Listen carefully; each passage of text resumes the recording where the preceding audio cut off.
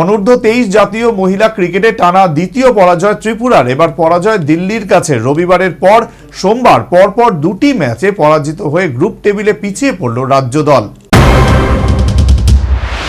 24 ঘন্টাতেও ভাবমূর্তি পরিবর্তন হলো না ত্রিপুরা মহিলা দলের, যার কারণে রবিবারের পরেও সোমবার পরাজয়ের মুখ দেখল দল।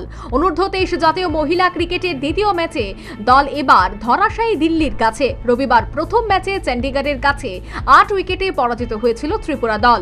সোমবার আসরের দ্বিতীয় ম্যাচে ত্রিপুরা দল 7 উইকেটের ব্যবধানে হেরে গেল দিল্লির কাছে। ব্যাট এবং বলে আবারও ব্যর্থ দলের প্রত্যেক ক্রিকেটার।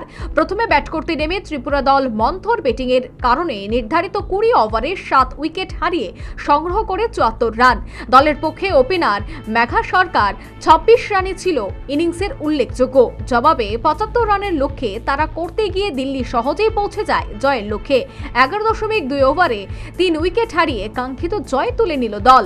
বিজয়ী দলের পক্ষে দীক্ষা 21 রানে অপরাজিত থাকে। আগামী 8 জানুয়ারি রাজ্য দল তৃতীয় ম্যাচে মিজোরামের বিরুদ্ধে খেলবে। Bureau report, news vanguard.